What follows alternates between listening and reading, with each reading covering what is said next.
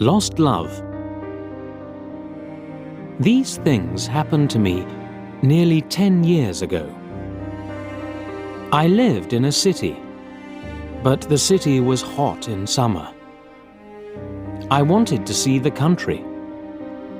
I wanted to walk in the woods and see green trees. I had a little red car, and I had a map too.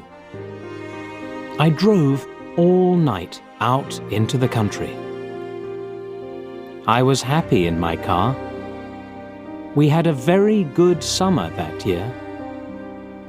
The country was very pretty in the early morning. The sun was hot, and the sky was blue. I heard the birds in the trees. And then, my car stopped suddenly. What's wrong? I thought.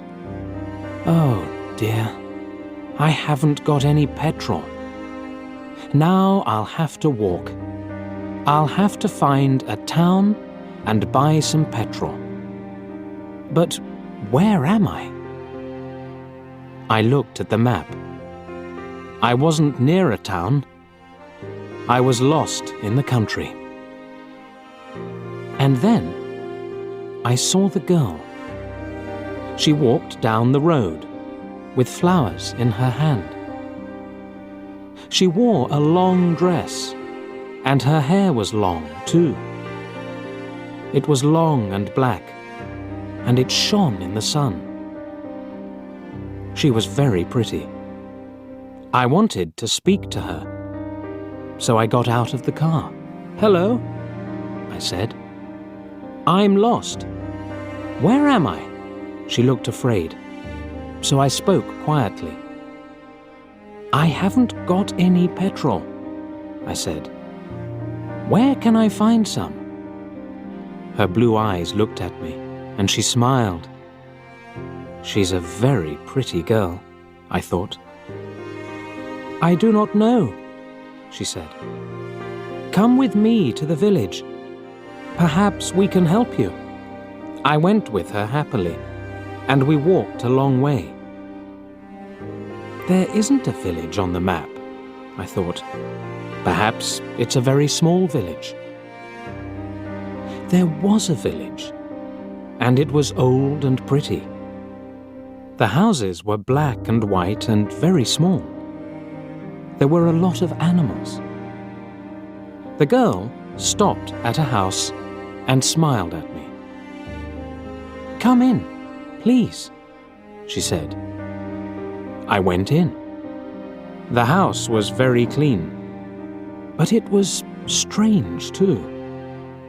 There was a fire and some food above it. I felt hungry then. That's strange, I thought. They cook their food over a wood fire. Perhaps they have no money. I met her father and mother, and I liked them. They were nice people, but their clothes were strange. "Sit down," said the old man. "Are you thirsty after your walk?" He gave me a drink, and I said, "Thank you." But the drink was strange too. It was dark brown and very strong. I didn't understand, but I was happy there. I asked about petrol, but the old man didn't understand. "Petrol?" he asked. "What is that?" This is strange, I thought. Then I asked, "Do you walk everywhere?" The old man smiled. "Oh, no. We use horses," he said. Horses, I thought. Horses are very slow. Why don't they have cars? But I didn't say that to the old man. I felt happy there. I stayed all day, and I ate dinner with them that evening. Then the girl and I went out into the garden. The girl's name was Mary. "This is nice," she said. We like having visitors. We do not see many people here." We spoke happily. She was very beautiful. But after a time, she began to talk quietly, and her face was sad. "Why are you sad?" I asked her. "I cannot tell you," she said. "You are only a visitor here. We have to say goodbye tonight. You have to go now." I didn't understand. I loved her, I knew that, and I wanted to help her. Why did I have to go? But Mary said again in a sad voice, "You have to go. It is dangerous here." So I said, "I'll go to the next town and find some petrol. Then I'll come back." She didn't speak. "I love you, Mary," I said, "and I'll come back to you. You won't stop me." She said goodbye to me at the door. Her face was very sad, and I was sad too. I didn't want to go. It was midnight. The night was very dark, but I walked and walked. I was very tired when I saw the lights of a town. I found some petrol, and then I asked the name of the village. But the man at the garage gave me a strange look. "What village?" he asked. I told him about the village. I told him about the old houses and the people with strange clothes. Again, he gave me a strange look. He thought, and then he said, "There was a village there, but it isn't there now. There are stories about it, strange stories." "What do people say about it?" I asked. He didn't want to tell me, but then he said, "There was a big fire in the village. Everybody died. There aren't any people or houses there now." "How did it happen?" I asked. "And why?"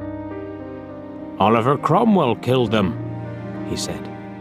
"He was angry with the villagers because they helped the king in the war." I couldn't speak.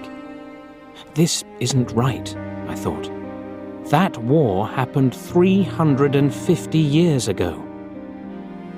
Then I remembered the strange clothes, the long hair, the food over the fire, and the old houses.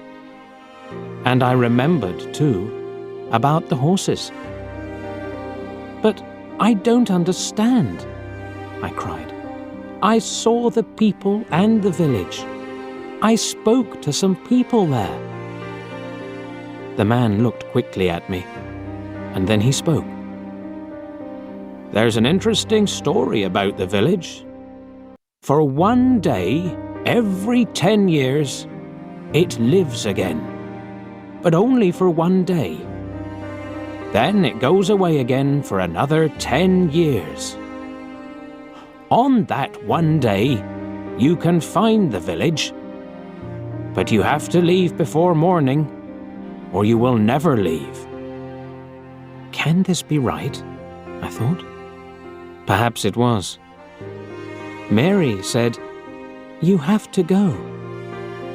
She loved me, but she said, "We have to say goodbye." She was afraid for me. Now I understand, I thought. I went back to the village, but it wasn't there. I looked again and again, but I couldn't find it. I saw only flowers and trees. I heard only the sound of the birds and the wind. I was very sad. I sat down on the ground and cried. I will never forget that day. I remember Mary, and I will always love her. Now, I only have to wait 2 months. The village will come back again. On the right day, I will go back. I will find her again, my love with the long black hair. And this time, I will not leave before morning. I will stay with her